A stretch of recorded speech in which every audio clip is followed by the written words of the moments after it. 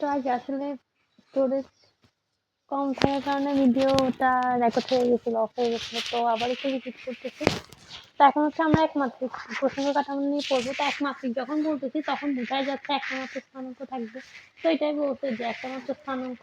তো একটা দীর্ঘ সরু দণ্ড, ওটা কি লম্বা টাইপের না? দেন হচ্ছে সুতা একদম চিকন হয়, ঝুলন্ত সুতা। তো এগুলো কি একমাত্রিক বস্তু। তারপর যখন আমরা বলছি দ্বিমাত্রিক, তার মানে কি দুইটা হচ্ছে অক্ষ থাকবে এক্স ওয়াই। তো এই ক্ষেত্রে আমাদের কি হতে পারে, ফুটবল খেলার মাঠের বল, গতিশীল যেটা বল সেটা দ্বিমাত্রিক, আমরা দেখতেছি দ্বিমাত্রিক, ঠিক আছে। তারপর পাতলা হচ্ছে কাগজ বা হচ্ছে ধাতব পাত, তো এগুলাই আর কি। আচ্ছা, এরপর হচ্ছে ত্রিমাত্রিক, তার মানে হচ্ছে ওই কি তিনটা স্থানাঙ্ক, মানে জেড অক্ষটাও থাকবে। তো আমরা যে টেবিল দেখি বা চেয়ার দেখি, তো এগুলো হচ্ছে যে ত্রিমাত্রিক। আচ্ছা, আমার টেবিল চেয়ার দেখাইতাম কিন্তু আসলে অবস্থা অনেক খারাপ, নইলে একদম রিয়েলিস্টিক উদাহরণ দিয়ে দিতাম। আচ্ছা যাই হোক, এবার আসি জড় প্রসঙ্গ কাঠামো আর অজড় প্রসঙ্গ কাঠামো। এখন আমরা যখন বলতেছি জড়, তার মানে কি যে মানে পজিটিভ সবকিছু। তো যে মানে যে প্রসঙ্গ কাঠামোর কোনো তরঙ্গ মনে থাকে না, অর্থাৎ হচ্ছে স্থির থাকবে, অত সমবেগ রেখায় যাবে, সেটাই হচ্ছে যে কি তোমার জড় প্রসঙ্গ কাঠামো। হ্যাঁ, এটার ক্ষেত্রে হচ্ছে তোমার নিউটনের সূত্রগুলো প্রযোজ্য। এই দেখা এক্স এক্স ওয়াই জেড। তো এটার ক্ষেত্রে কি সেম সেম না? জাস্ট মানগুলো সেম, আর জাস্ট বেগটা সমবেগের মধ্যে যাচ্ছে। তো নিউটনের গতিসূত্রগুলো কোথায় পাবো আমরা? জড়তে। তারা যেগুলো জড়তে পাবো না সেগুলো অজড়। তার মানে কি ত্বরণ আর মন্দন সহ বেগ অসমবেগ থাকবে। তারপর হচ্ছে এগুলাই আর কি। তো কৃত্রিম উপগ্রহ, রকেট, লিফট, এগুলাই হচ্ছে যে মেনলি তোমার অজড় প্রসঙ্গ কাঠামো। আর এখানে কিন্তু নিউটনের সূত্র প্রযোজ্য হবে না। তো এটাই। তারপর হচ্ছে অজড় প্রসঙ্গ কাঠামোর ক্ষেত্রে হচ্ছে তোমার নিউটনের প্রথম সূত্র হবে না, যেহেতু একটা সূত্র হচ্ছে না, তাহলে প্রথম সূত্র তো হবে না। এবার আসি পরম গতি বা আপেক্ষিক গতি। তো পরম গতি জিনিসটা কি, মানে কনস্ট্যান্ট যা হচ্ছে এটাই আজীবন হতে থাকবে। আর আপেক্ষিক জিনিসটা কি, একটা সাপেক্ষে আরেকটা মানে একটা চেঞ্জের যে বিষয় আছে। আচ্ছা, আপেক্ষিক জিনিসটা একটু তোমাদেরকে ফিল দিই। নিউটন আসলে আপেক্ষিকতা জিনিসটা কিভাবে চিন্তা করছিল বা কেন। একটা জিনিস চিন্তা করো, পরীক্ষা হলে যখন তুমি বসো, পরীক্ষা দাও খুব সিরিয়াস মুডে, তোমার মনে হয় না যে পরীক্ষার টাইমিংটা চেঞ্জ হয়ে যাচ্ছে, মানে খুব তাড়াতাড়ি সময়টা মনে ফাস্ট হয়ে যাচ্ছে। আবার ধরো গরম, হ্যাঁ, বাসার মধ্যে রুমের মধ্যে তুমি আছো, কারেন্ট নাই, খুব গরম পড়তেছে, তখন মনে হয় না যে এক সেকেন্ডটাও হচ্ছে 1 ঘন্টার সময়। ওই যে একটা ফিলিংস, আসলে এই ফিলিংসটা কেন হচ্ছে, সব জায়গায় তো টাইমিংটা সেম না, বাট ফিলিংসটা কেন চেঞ্জ হয়ে যায়? এই যে ফিলিংস চেঞ্জ হওয়া, এটাই হচ্ছে এক প্রকার তুমি বলতে পারছো মা আপেক্ষিকতার চিন্তাটাই আসছে এই জিনিসগুলো থেকে, যে আসলে কেন হচ্ছে এই জিনিসটা। তো এটাই। তো প্রসঙ্গ বস্তু যখন পরমস্থিতিতে থাকে তখন তার সাপেক্ষে সবগুলো যা কিছু আমরা গতিশীল দেখবো সেটাই হচ্ছে কি পরম গতি। তো এই মহাবিশ্বে যা কিছু তুমি পাবো সবগুলো হচ্ছে আপেক্ষিক, কোনোটা হচ্ছে পরম গতিও না, পরম হচ্ছে স্থিতিও না। তো এগুলো গেছে। এবার আসি দুইটা চলমান বস্তুর একটা সাপেক্ষে আরেকটা কি আপেক্ষিক গতি, এটা হচ্ছে তোমার ডেন্টালে আসছিল। আচ্ছা, আমরা সবসময় জানি কি বৃষ্টি হচ্ছে খারাপভাবে পড়বে, খারাপভাবে কোথায় পড়বে, নিচের দিকে পড়বে। তো ওই সাপেক্ষে তোমার ছাতাটা কেন হেলে ধরতে পারে, ওই যে তোমার আপেক্ষিক বেগ পিছনে চলে যায়, যার কারণে হচ্ছে যে কি একটা মানে লব্ধি বেগ বরাবর হচ্ছে তোমার ছাতাটা ধরতে হয়, এজন্য আমরা জানি। আচ্ছা, ডিফারেন্সিয়েশনে কিছু জিনিস তাতে লাগবে না, ম্যাথ গুলো একটু দেখে যাও, মানে ভালো। আচ্ছা, তোমাদেরকে একটু ডিফারেন্সিয়েশনটা মানে ডিফারেন্সিয়েশন ইন্টিগ্রেশনটা দেখাই। তো আমাদের একটা মান দেয়া আছে equal to 1/3t³ plus 3t। তো আমাদের যখন v মানে হচ্ছে যে কি বেগটা কি স্মরণের পরিবর্তনের সময়ের সাপেক্ষে, তো এটাই করছে ds/dt। তো 1/3 এটা এখানে কি হয়ে যাবে, 3 3 কাটাকাটি চলে গেলে t এর মান কি এক কমে যায়, 3 থেকে 1 গেলে 2, তা t স্কয়ার প্লাস 3 t এর মান কি হচ্ছে 1 টা সামনে চলে আসছে, আর t1 মাইনাস 1 কি 0, তাহলে t টু 0 কি 1, তো 3 into 1 1, 3 into 1 3, তো এটা t স্কয়ার প্লাস 3। আচ্ছা, এগুলো গেছে। এই পাশে গতি বিষয়ক বিভিন্ন রাশি, সরণ ত্বরণ, এগুলো নিয়ে আমরা সরণ জিনিসটা কি, কোন একটা নির্দিষ্ট দিক থাকতে হবে, আর দিক থাকতে হবে বলে হচ্ছে আসলে সরণটা তোমার কি ভেক্টর রাশি। কোন বস্তু সময় মানে সমান সময়ের সাথে তোমার যে অবস্থানের পরিবর্তন সেটা এখন একটা জিনিস বুঝো, ধরো এই বিন্দু থেকে আমি এই বিন্দু এভাবে এভাবে ঘুরে ঘুরে ঘুরে গেলে গেছি, তখন এটা কিন্তু সরণ না, তখন এটা কি দূরত্ব। বাট আমি এ থেকে বি পর্যন্ত যে ডাইরেক্ট গেছি, মানে আদি আর শেষ বিন্দুর মধ্যে যে ডিস্টেন্সটা সেটাই হচ্ছে মেনলি সরণ, ঠিক আছে। তো সরণ একক কি তোমার মিটার, আর মাত্রা হচ্ছে কি এল, ঠিক আছে, লেন্থ। এবার হচ্ছে দ্রুতি। দ্রুতি জিনিসটা কি স্পিড। তো কোনো একটা গতিশীল বস্তুর একক সময় যে মানে দ্রুত অতিক্রম। আর দেখো, যখন সরণ বলছি তখন কি নির্দিষ্ট দিক, কিন্তু গতি দ্রুতির ক্ষেত্রে কি জাস্ট একক সময়। আচ্ছা, তো গড় দ্রুতি তার মানে হচ্ছে মোট দূরত্বকে মোট সময়ের হার। তো আচ্ছা, দ্রুতির ইয়াটা কিন্তু বেগের মতো অনেকটাই, মিটার পার সেকেন্ড, হ্যাঁ, এম এস ইন্টার স্কয়ার। এই পাশে তাৎক্ষণিক দ্রুতি। তাৎক্ষণিক দ্রুতি জিনিসটা কি সময় ব্যবধানটা একদম শূন্যের কাছাকাছি হবে, আর সেই সময় দ্রুত পরিবর্তন হবে। তো দেখো ডেল টি টেন্ডস টু 0, মানে জিরোর কাছাকাছি, জিরো না কিন্তু জিরোর কাছাকাছি, এই জন্য ডেল এস বাই ডিটি। তো ডিএস ইকুয়াল টু। আচ্ছা, গড় বেগ জিনিসটা কি, তাহলে কি মোট যেটা গড় সরণ, সেটাকে হচ্ছে সময় দিয়ে ভাগ, এটাই গড় বেগ। তারপর তাৎক্ষণিক বেগটা কি, যেহেতু আমরা তাৎক্ষণিক দ্রুতি বলতে তখন কি হচ্ছে সময়ের ব্যবধান শূন্যের কাছাকাছি, এটার ক্ষেত্রে তাৎক্ষণিক বেগ যখন তার সময় ব্যবধান শূন্যের কাছাকাছি হবে তখন স্মরণের হারে পরিবর্তন হবে সেটাই। তো এগুলাই লিখছে। সীমান্তিক মান এগুলো তো। মধ্যবেগটা কি, আদি বেগ আর শেষ বেগের মাঝ বরাবর যে বেগটা সেটাই। আপেক্ষিক বেগ তো বললাম একটা সাপেক্ষে আরেকটা, যেটা আমরা পাবো দুটো চলমান বস্তু একটা সাপেক্ষে আরেকটা করবো।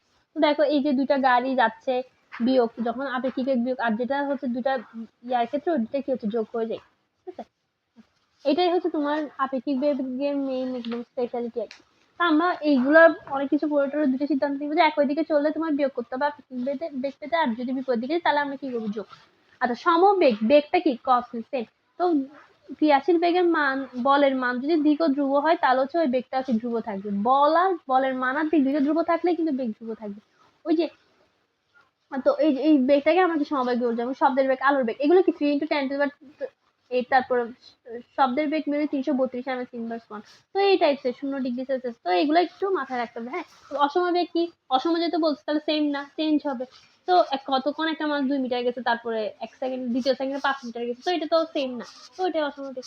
তাৎক্ষণিক ত্বরণ সেম জিনিস, শূন্য তাৎক্ষণিক ওয়ার্ডটাই পেলে আমার বুঝতে হবে শূন্যের কাছাকাছি সময়। শূন্যের কাছাকাছি সময় ত্বরণ বললে আমাদের কি বেগ আছে, যদি বলতো হচ্ছে যে বেগ, তাহলে তাৎক্ষণিক বেগ তাহলে কিসের চেঞ্জ হতো, স্মরণের চেঞ্জ। তো এইভাবে একটু মাথায় রাখতে হবে। হ্যাঁ, তো ত্বরণ হচ্ছে দুই প্রকার, সমত্বরণ আর একটা হচ্ছে অসমত্বরণ। সমত্বরণ কি, যেখানে হচ্ছে ত্বরণটা সবসময় ধ্রুব থাকবে। অভিকর্ষ টানের মুক্তভাবে পড়ন্ত বস্তু যেটা ত্বরণ সেটা হচ্ছে কি সমত্বরণ। সমত্বরণে বস্তু সবসময় কি সমবলে ক্রিয়া করে। এই জিনিসগুলো একটু পেঁচানো, বাট একটু বুঝতে হবে। হ্যাঁ, তো সমত্বরণের মান আর দিক উভয় কি থাকে, ধ্রুব থাকে। তো s=1/2 t স্কয়ার, আমাদের সূত্র জানি। তো s এর সাথে t স্কয়ার সম্পর্কটা কি, মানে সমানুপাতিক সম্পর্ক না, মানে s বাড়লেও কি t ওটাও বেড়ে যাবে। তবে অসমত্বরণ তাহলে হচ্ছে কি, ত্বরণটা সেম না। তো গতিশীল বস্তুর ক্ষেত্রে প্রায় হচ্ছে যে কি তোমার অসমত্বরণ হয়ে যাবে, বাস ট্রেন এগুলোর ক্ষেত্রে যে ত্বরণটা সেটাই। আচ্ছা, এখানে কিছু ম্যাথ আছে একটু দেখিও। সমবেগের সমীকরণগুলো একটু লাগবে। s=vt, then সমত্বরণে v=v0 plus at। আমরা যে বাচ্চাকালে v=u প্লাস at বলতাম। u কি আদিবেগ। তো আদিবেগটা কেমন হয়, যখন বেগ হচ্ছে শূন্য হয়। তো v0 মানে কি, বেগ শূন্য। আচ্ছা, তারপর হচ্ছে যে এগুলাই লিখছে বাংলা লাইন হিসেবে লিখছে আর কি। u প্লাস at এর ক্ষেত্রে তোমার b এর সাথে t এর কি সমানুপাতিক সম্পর্ক, তাহলে কি স্থির অবস্থার সাথে সমত্বরণে চলমান বস্তুর ক্ষেত্রে বেগ সময় সমানুপাতিক। তবে সমত্বরণে বস্তুর অধিকতর, তাহলে আমরা একটা সূত্র জানি s=ut plus half square, v0 t plus half square. তো s এর সাথে t স্কয়ার সম্পর্ক কি, সমানুপাতিক। তো এটার এই লেখাটাই লিখছে এখানে। স্থির অবস্থান হতে সমত্বরণে চলমান বস্তুর অতিক্রান্ত দূরত্ব সময়ের বর্গের সমানুপাতিক। এরপর হচ্ছে যে কি আদিবেগ দূরত্ব, এগুলোও জানি, v² = u² plus twice s। তাহলে এটা কি রুট ওভার কিছু একটা।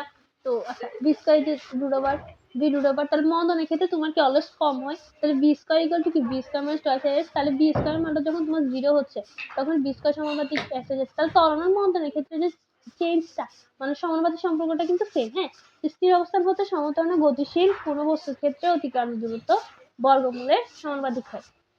আচ্ছা, এগুলো গেছে। এখানে কিছু লেখচিত্র জিনিসপাতি আছে, এগুলো একটু দেখে নিবা। মানে সমবেগেরটা কিরকম দেখতে হয়, সমত্বরণের গ্রাফটা কিরকম হয়, এগুলো কিন্তু একটু দেখা লাগে। হ্যাঁ,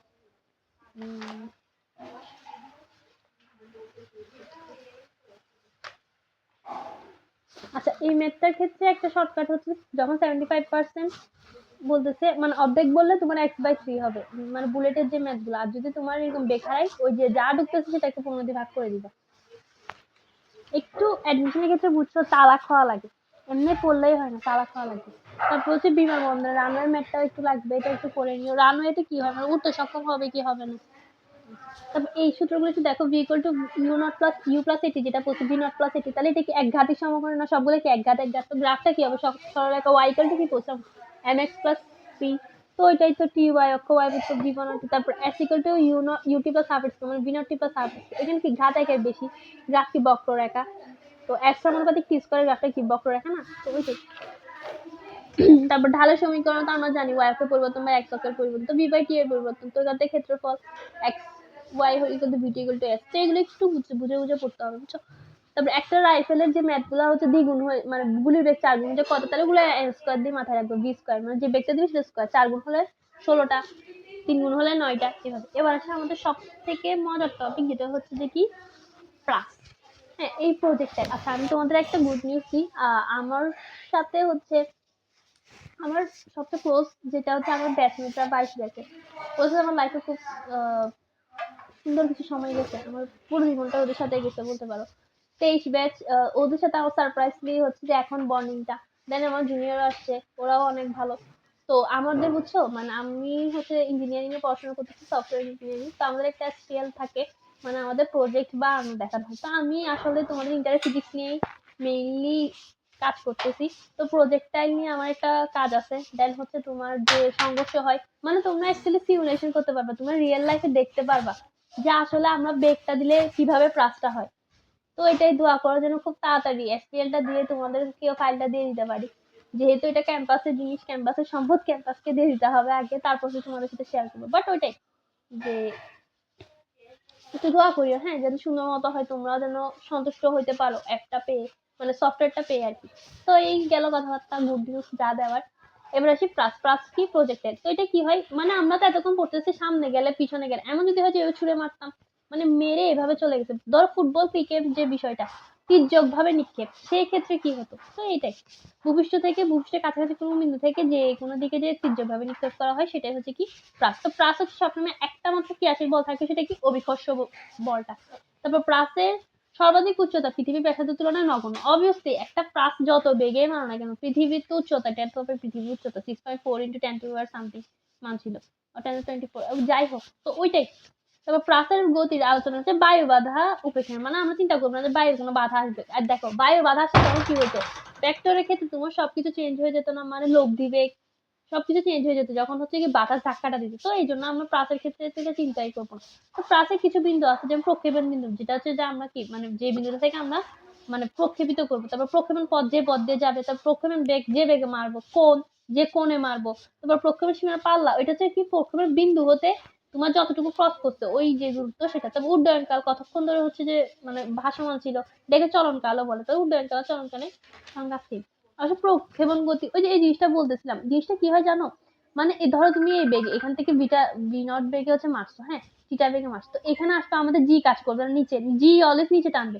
এই জন্য হচ্ছে কি পথটা ওই লব্ধি বরাবর এদিকে চলে যায়, আবার জি টানবে আবার চলে যায়, আবার জি টানবে আবার চলে যায়, আবার জি টানবে আবার চলে যায়, জিনিসটা হচ্ছে এরকম হতে থাকে। তো প্রক্ষেপণ গতি এটা নিয়ে হচ্ছে বন্দুক উপর থেকে যে বুলেট ছুটবে, তারপর হচ্ছে যে নিক্ষেপের বর্ষা গতি, এরপর যে বিমান থেকে বোমা নিক্ষেপ হয়, এগুলো সবগুলো হচ্ছে প্রাসের জিনিস হবে।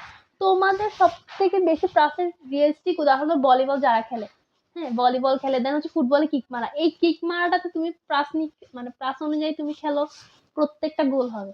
তো এটাই।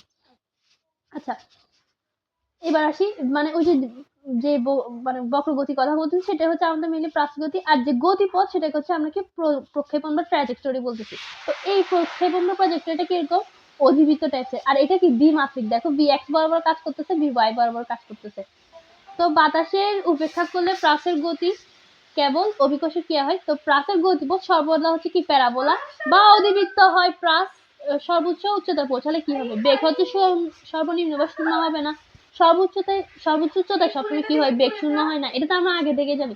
তো প্রাসে যখন সর্বোচ্চ উচ্চতায় পৌঁছাবে তখন কি বেগ হচ্ছে কি শূন্য হবে। আর সর্বাধিক উচ্চতায় যখন দেখো দেখো এখানে যে সর্বাধিক উচ্চতা, সেই সময় কি প্রাসের বেগটা একদিক হয়ে গেছে না একমাত্রিক, এই দেখো নিজেই দেখো একমাত্রিক। তো এটাই লিখছে যে সর্বাধিক উচ্চতায় প্রাসের গতি পথটা হচ্ছে সবসময় একমাত্রিক হয়। তো 40 ডিগ্রি 5 ডিগ্রি অ্যাঙ্গেলে যখন আমরা মারবো তখন হচ্ছে প্রাসের পাল্লাটা সর্বাধিক হবে। আনুভূমিক বরাবর তোমার প্রাসের ত্বরণটা শূন্য হবে, আর যখন তুমি উলম্ব বরাবর তখন কি আমরা কোথাও মাইনাস ডি, মানে নিচের দিকে তো অলওয়েজ ডি কাজ করে। তো এটাই। তো প্রাসের সর্বাধিক উচ্চতা দেখো, এই যে সর্বাধিক উচ্চতা যেখানে সেখানে কি বেগ আর ত্বরণের মধ্যবর্তী কোণটা কি 90 ডিগ্রি। এটা। তারপরে এখানে অনেক কিছু কথাবার্তা আছে, এগুলো লাগবে না। তো আণবিক দিকে তোমার ত্বরণ থাকবে না বলে এই মানে উপাংশ যেটা আমরা পড়ছিলাম বি কস্টিটা, এগুলো কি ধ্রুব থাকবে, উপাংশ ধ্রুব থাকবে। আর সর্বাধিক উচ্চতা আমাদের কি বলছে একমাত্রিক, আর বেগের উলম্ব উপাংশ সবসময় কি শূন্য হয়। উলম্ব বরাবর ত্বরণ থাকে, বেগের উপাংশ পরিবর্তন হবে। তো এটার যে বেগের গতিপথ, হ্যাঁ, এটা নিয়ে কিছু কথাবার্তা আছে। আমরা তো বললামই যে বক্র গতিটা হচ্ছে প্রাসের গতি, আর গতিপথ যেটা সেটা কি প্রক্ষেপণ। এই দুটো ওয়ার্ডের মধ্যে কনফিউজ হওয়া যাবে না। তো y = x - b স্কয়ার, এটা তো পড়লাম। প্যারাবোলা বা হচ্ছে অধিবৃত্তের সমীকরণ, ঠিক আছে। তো প্রাসের যে সমীকরণ সেটা কিসের সমীকরণ, মেনলি আমাদের অধিবৃত্ত বা প্যারাবোলার সমীকরণ, ঠিক আছে। তো প্রাসের গতিপথ হচ্ছে এটাই। আচ্ছা, আমাদের কিছু সূত্র লাগবে। সর্বাধিক উচ্চতায় h = v0 square sin square theta 2g। তো 90 ডিগ্রি অ্যাঙ্গেলে থাকে তখন sin 90 ডিগ্রি 1। তো ওইটার ক্ষেত্রে h = v0 v square by 2g। তারপর সর্বাধিক উচ্চতার সময় যেটা কি 2v0 sin theta by g। তো sin থিটা যখন উঠার ক্ষেত্রে t = v0 sin থিটা খারাপ ভাবে উঠলে two v naught sine theta, কারণ কি সাইন 90 ডিগ্রি হয় যখন খাড়াভাবে উঠাচ্ছি, ঠিক আছে। তো এইগুলা আচ্ছা। এরপর হচ্ছে পাল্লা। পাল্লা জিনিসটা কি, ওই যে আর equal to V nought square sine 2 theta by G. এই সাইন 2 থিটা এটা কিন্তু মানটা আমাদের একটু মনে রাখতে হবে, 2 সাইন থিটা কস থিটা, সূত্রের প্রমাণটা লাগে না, বাট একটু মাথায় রাখতে হবে। আর সর্বাধিক পাল্লা কি, যে এইটা হচ্ছে যে কি হাইয়েস্ট মান আর কি। তো থিটার মান যখন 45 ডিগ্রি, সেটা V nought square by G. তো 45 ডিগ্রি কোণে হচ্ছে আমাদের কি পাল্লাটা সর্বাধিক হয়। তো প্লাসের গতিপথের সর্বোচ্চ বিন্দুতে হচ্ছে গতিশক্তি সর্বনিম্ন হয়। কেন? আমরা বলছিলাম সর্বোচ্চ বিন্দুতে বেগ শূন্য না, তো বেগ শূন্য হলে তো গতি সূত্রটাই কি, equal to half M V square. V এর মানটা যখন শূন্য তখন কি গতিশক্তি অবশ্যই শূন্য হবে। তো সর্বোচ্চ বিন্দুতে প্রাচের গতিশক্তি শূন্য হয়, সর্বনিম্ন হয়, আর সর্বোচ্চ বিন্দুতে প্রাচের স্থিতিশক্তি সর্বাধিক হয়। আমাদের মানে টোটাল শক্তিটা কি হয়, গতিশক্তি প্লাস স্থিতিশক্তি না। তো গতিশক্তি শূন্য হলে বাকি আলটিমেটলি বলটাই শক্তিটাই তো তোমার স্থিতিশক্তি। তো এইটাই। আর এই ম্যাথটা একটু লাগে যে মানে আনুভূমিক মানে আঘাত করলে তখন কি হতো, আর equal to V nought into root over 2h by G. এটা কিন্তু একটু ভালো মতো মাথায় রাখতে হবে, হ্যাঁ সূত্রটা আমাদের বেশি নাই, একটু করে আছে। তো থিটা প্লাস ও থিটা প্লাস মাইনাস এগুলোতে কোণে মারলে কি হবে, প্রক্ষেপণ সীমা সেম হবে কিন্তু বিপরীতমুখী হবে। আচ্ছা, একটা ম্যাথ পাবা তুমি 30-60 মান দেওয়া থাকবে, এরকম কিছু মান দেওয়া থাকবে, তোমার ওটাকে 90 ডিগ্রি করতে হবে। হ্যাঁ, দুটো যখন 90 ডিগ্রি মিলে যাবে ওটা হচ্ছে উত্তর। এরকম একটা এমসিকিউ তোমরা পাবা, এই যে theta theta plus minus 90 degree ক্ষেত্রে এরকম ম্যাথ এমসিকিউ আছে। তা একটা প্রসেস হবে কোন, একটা প্রসেস গতিপথ অবভিয়াসলি হচ্ছে দেখি তোমার সরাই হবে। তো বাইসাইকেল চাল এগুলো আমি ভুল করতাম, তাই এমসিকিউ তো বইয়ের মধ্যে লিখে রাখতাম কি ভুল করছি। আচ্ছা, এইটা 60 কোণে মারলে সর্বোচ্চ উচ্চতা 29:1। আমি কিছু জিনিস মুখস্থ রাখতাম, মুখস্থ রাখার সমস্যা নেই, করতে টাইম লাগবে, টাইমটা অন্যভাবে চেঞ্জ করা যায়। আচ্ছা, সর্বাধিক উচ্চতায় হচ্ছে যে কি প্রক্ষেপণ যেটা, সেটা হচ্ছে যে কি উচ্চতার 4 গুণ হয়, আর ম্যাক্স ইকুয়াল টু 4h। আর একটা ট্যান থিটার একটা সূত্র পাবে। আচ্ছা, এখানে একটা জিনিস, সর্বাধিক প্রক্ষেপণ সীমাতে সর্বোচ্চ অবস্থানে গতিশক্তি কি, প্রাথমিক গতিশক্তির অর্ধেক হয় যখন তোমার সর্বোচ্চতাতে হাইস্টে না, এই জন্য। তবে আনুভূমিক প্রাস আছে মানে তোমার আমাদের এতক্ষণ কি হচ্ছে, এভাবে যাচ্ছিল, কিন্তু আমার ধরো তোমার ছাদ থেকে একটা বল চালাই দিছি, বাঁকা করে ছুঁড়ে মারছি, তখন কি এটা এরকম হয় না। তো এটাই হচ্ছে আনুভূমিক প্রাস, একটু আলাদা কিন্তু সেম জিনিস। তো এখান থেকে আর একটা সূত্র আছে, আর equal to root over 2h U square by G. আমাদের মেনলি হচ্ছে যে কি সূত্রগুলো একটু মাথায় রাখতে হবে, যেমন কি বোমা মারছে, বিমান থেকে বোমা মারছে, ওইটাই। আচ্ছা, অধিবৃত্তের সমীকরণ আছে, তো প্যারাবোলা অধিবৃত্ত হয়। আচ্ছা, এগুলো তো গেছেই। তারপর আমরা কিছু পড়ন্ত বস্তু সূত্র, এই সূত্র আমরা বাচ্চাকাল থেকে পড়তেছি। তো বিজ্ঞানী নিউটন হচ্ছে মেইনলি গিনি আর পালক পরীক্ষার সাহায্যে এটার তথ্যটা প্রমাণ করে। একসাথে কি হয়, বাতাস শূন্য অবস্থায় হচ্ছে দেখি মানে দুটো বস্তু ফেলায় আর কি, দেখে যে সেম অবস্থাতেই মানে জিনিসগুলো পড়ছে। তো এটা প্রথম সূত্রটা আমরা পাইছিলাম যে কি, একই উচ্চতায় স্থির অবস্থান থেকে মুক্তভাবে সকল বস্তু সমান সময়ে সমান দূরত্ব অতিক্রম করে, তাহলে কি h1 = h2। আর স্থির অবস্থান থেকে বিনা বাধায় পড়ন্ত বস্তুর বেগ সময়ে সমানুপাতিক, বি সমানুপাতিক টি। তারপরে বিনা বাধায় যে পড়ন্ত বস্তু এটা দূরত্ব অতিক্রম করতে সময়ে বর্গের সমানুপাতিক করে, h সমানুপাতিক t স্কয়ার। তাহলে কি h1 বাই h2 = কি হবে, t1 square by t2 square. তো এখানে কিছু কথা আছে, পড়ন্ত বস্তু গতিশক্তি সূত্র ক্ষেত্রে গ্যালিলিও। তো আমি মাথায় রাখতাম গ্যালিলিও গ আছে, গিনি টিকের যে পালকের পরীক্ষাটা নিউটন করছে, গিনির লাস্ট দন্তন্য আছে, দন্তন্য দিয়ে নিউটন। তারপরে এটা পরীক্ষাটা করা হয় হচ্ছে যে কি তোমার 180 ফুট হেলানো স্তম্ভ, ছাদ থেকে হেলানো স্তম্ভ, কিন্তু ডাইরেক্ট স্তম্ভ। তো পরন্ত বস্তুর সমীকরণের মতো আমরা জানি ভি স্কয়ার = 2gh, আর T = v nought by G, T = v nought by G. তো এইগুলাই। তারপর আছে সুষম বৃত্তীয় গতি, বৃত্তের কথা বলতেছে যখন, তার মানে কি বৃত্তাকার পথে যা ঘুরবে। তো এটাই বৃত্তাকার পথে সমদূরত্ব ঘূর্ণায়মান কোনো বস্তু কণার যে গতি, সেটাকে হচ্ছে কি সুষম বৃত্ত বলে। মানে এদিক দিয়ে যাওয়ার কথা তোমার নাই, মানে জি এর কারণে এটা কি কেন্দ্রমুখী বলের কারণে এটা আবার টানতেছে, দেন আবার ঘুরতেছে, এটাই হতে থাকে। তো বৃত্তাকার পথে সমদ্রুতিতে চলে। হ্যাঁ, বৃত্তের সবসময় কি ত্রুটি সমদ্রুতি। তো বৃত্তাকার পথে সমদ্রুতিতে ত্বরণ থাকে। আচ্ছা, কোনো বস্তু কণা যখন বৃত্তাকার পথে ঘুরতে থাকে তখন ব্যাসার্ধ বরাবর এবং অভিমুখে বস্তু কণার যে ত্বরণ ক্রিয়া করে সেটাকে কি বলে, কেন্দ্রমুখী ত্বরণ বা অভিকেন্দ্র ত্বরণ। আচ্ছা, এগুলা গেছে f = m a, f = mv square by r, এগুলা গেছে। তা f = m omega square r। তো কেন্দ্রমুখী বল দ্বারা কৃত কাজ সবসময় কি হয়, 0 হয়। আর কেন্দ্রমুখী ত্বরণের দিক হচ্ছে সবসময় কি বৃত্তের কেন্দ্র বরাবর, এই কেন্দ্র বরাবর হচ্ছে কি দিকটা। তারপর ভেক্টর রূপ আছে, এগুলো তো জানো। তো সুষম বৃত্তাকার গতি কিছু বৈশিষ্ট্য আছে, সমদ্রুতি বিদ্যমান, তারপর সমকৌণিক বেগে হচ্ছে বিদ্যমান, কৌণিক ত্বরণ শূন্য, আর কেন্দ্রমুখী ত্বরণ থাকে। দেখো কথাটা বুঝো, কৌণিক ত্বরণ শূন্য কিন্তু কেন্দ্রমুখী ত্বরণ থাকবে, এই জিনিসের কনফিউশন। দেখো ডাব্লিউ কথা এটা cos 90 ডিগ্রি, কেন 0 হচ্ছে, এটা কি cos 90 ডিগ্রি না, তো এই জন্য হচ্ছে 0। এখানে কিছু জিনিস আছে প্রান্তীয় বেগ, এই ম্যাথটা একটু করে রাখবা, হ্যাঁ। w equal to 2h pi by 2, আর রৈখিক বেগের ক্ষেত্রে v ইকুয়াল টু ওমেগা, আর মুখস্থ রাখতে পারো মানগুলা। আর সেম সূত্র দেখো, v equal to u plus at, same সূত্র, omega omega nought plus alpha T. Just a কে আলফা বলতেছে, u কে হচ্ছে ওমেগা নট বলছে, তাহলে সেম সূত্র না? আচ্ছা, তাহলে এখানে কিছু জিনিস আছে, এগুলো একটু দেখে নিও, টয়েস পাই। আর এখানে আপু কিছু জিনিস একসাথে লিখে রাখছে, সূত্র দেখতে পারো একটু। তারপর সেকেন্ডের কাটা আছে, এখানে কিছু জিনিস আছে, মিনিটের কাটায় হচ্ছে আমাদের টাইমিং বাইর করতে বলতো। ওমেগা ইকুয়াল টু আমরা কি বলছি, twice pi by T, 1 minute 60 second না, তো 60 দিয়ে আবার ওই যে মানটা দিবে সেটা 30 দিয়ে এটা। তারপর সেকেন্ডের কাটার ক্ষেত্রেও সেম। তারপরে টি ইকুয়াল টু টাইম, আমাদের ঘন্টার ক্ষেত্রে কি হয়, 12টা কাটা না, তো 12h, তাহলে ওখান থেকে 12 দিয়ে হচ্ছে তোমার হিসাব করতে হবে পাই বাই 6 এগুলা। আচ্ছা, তো স্মরণও হচ্ছে যে কি, তোমার ডিফারেন্সিয়েশন করলে বেগ হয়, বেগে ডিফারেন্সিয়েশন করলে তোমার কি ত্বরণ হয়, ঠিক আছে। তাহলে এটা ঢালটা আমাদের হচ্ছে, স্মরণের ঢালটা কি দেয়, বেগ দেয়, আর বেগের ঢালটা ত্বরণ দেয়। আর আমরা ত্বরণের থেকে যদি ক্ষেত্রফল বাই করি বেগ পাই, বেগের ক্ষেত্রে ক্ষেত্রফল বাই করলে হচ্ছে কি স্মরণ পাই। তো এখানে কিছু জিনিস আছে, এগুলো একটু মুখস্থ রাখিও এখানেও। আচ্ছা, তাহলে এতটুকুই থাক, এমসিকিউটা তোমাদের হচ্ছে আমি রাত্রে ইনশাল্লাহ কভার করে দেবো, ঠিক আছে। তো এতটুকুই আজকের জন্য। আর এখানে কিছু শীট আছে, এগুলো আপু তোমাদেরকে পিডিএফ করে দিয়ে দিব। এই তো শেষ, তো দেখতে শেষ হয়ে যাবে ইনশাল্লাহ। আল্লাহ হাফিজ, ঠিক আছে, প্লিজ।